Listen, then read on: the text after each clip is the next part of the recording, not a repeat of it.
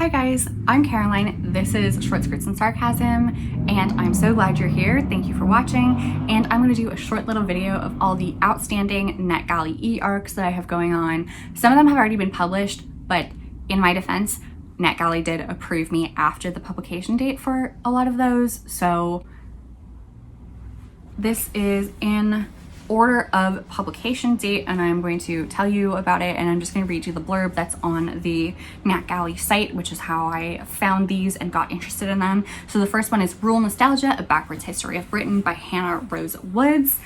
Britain is an island ruled by nostalgia, but nostalgia today isn't what it used to be.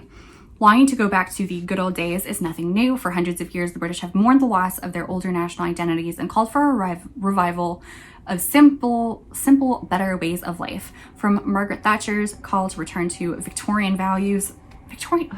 As an aside, Victorian values were not good. No, that's bad. In the 1980s, to William Blake's protest against the dark satanic mills of the Industrial Revolution that were fast transforming England's green and pleasant landscape, to 16th century observers looking back wistfully to a merry England before the upheavals of the Reformation. By the time we reach the 1500s, we find a country nostalgic for a vision of home that looks very different to our own. But were the good old days ever quite how we remember them? I mean, the short answer to that is no, they're not. The good old days were very rarely very good. So I'm so excited to dive into that one, especially after having studied history and seeing that like what people call the good old days are actually real bad. So excited for that one. And then another history book, I want to read The Facemaker, One Surgeon's Battle to Mend the Disfigured Soldiers of World War I by Lindsay Fitzharris. And this is a history about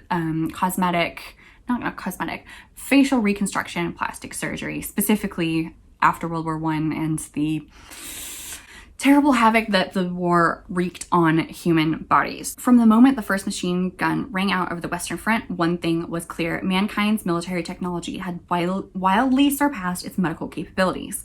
The war's new weaponry, from tanks to shrapnel, enabled slaughter on an industrial scale, and given the nature of trench warfare, thousands of soldiers sustained facial injuries. Medical advances meant that more survived their wounds than ever before, yet disfigured soldiers did not receive the hero's welcome they deserved. In The Facemaker, award-winning historian Lindsay Fitzharris tells the astonishing story of the pioneering plastic surgeon Harold Gillies, who dedicated himself to restoring the faces and the identities of a brutalized generation. Gillies, a Cambridge-educated New Zealander, became interested in the nascent fields of plastic surgery after encountering the human record in the front. Returning to Britain, he established one of the world's first hospitals dedicated entirely to facial reconstruction in Sidcup, southeast England. There, Gillies assembled a unique group of doctors, nurses, and artists whose task it was to recreate what had been torn apart. At a time when losing a limb made a soldier a hero, but losing a face made him a monster to society largely intolerant of disfigurement, Gillies restored not just the faces of the wounded, but also their spirits.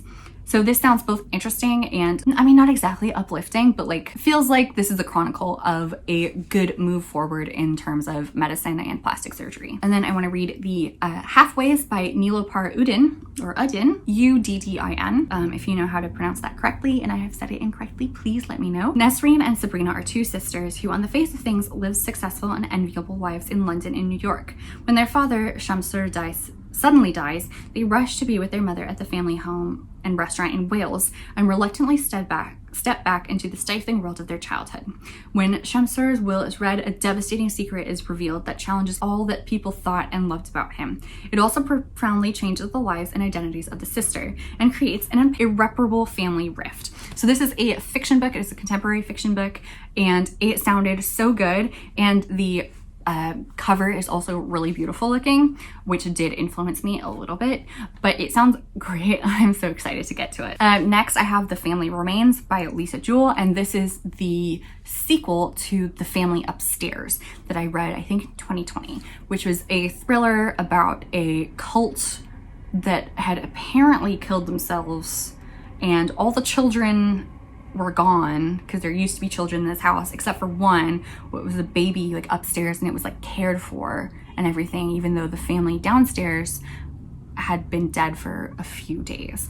And so it was really creepy, and it wasn't I saw some of the things coming, but I didn't see all of the things coming, so I was pleasantly surprised. And so this is a sequel to that, I think following the same detective and maybe one of the people that was in the first one, but I'm not sure. London, early morning, June 2019. On the foreshore of the River Thames, a bag of bones is discovered, human bones. DCI Samuel Owusu is called to the scene and quickly sends the bag for forensic examination. The bones are that of a young woman killed by a blow to the head many years ago. Also inside the bag is a trail of clues, in particular the seeds of a rare tree which leads DCI Owusu back to a mansion in Chelsea where nearly 30 years previously 3 people lay dead in the kitchen and a baby waited upstairs for someone to pick her up. The clues point forward to a brother and sister in Chicago searching for the only person who can make sense of their past. So intriguing. And then last, I have All That's Left Unsaid by Tracy Lean, and this comes out September 15th, 2022. Just let him go. Those are the words that Kai Tran will forever regret. The words she spoke when her parents called to ask her if they should let her younger brother Denny out to celebrate his high school graduation with his friends. That night, Denny, an optimistic, guileless Denny, is brutally murdered inside a busy restaurant in the Sydney suburb of Cabramatta, a refugee enclave facing violent crime and a different police force. Returning home for a funeral, Kai learns that the police are stumped by her brother's case. Even though several people were present at Denny's murder, each bystander claims to have seen nothing, and they're all staying silent. So it sounds interesting, it sounds layered, it sounds like the characters have a lot of like depth to them, and I'm really looking forward to reading these. I'm looking forward to reading all of these. I think I picked bangers. I'm gonna pat myself on the back. So thank you so much for watching. Please like and subscribe if you feel so inclined. And in the description box, you can find all the links to my social media, and I will see you next time. Bye guys.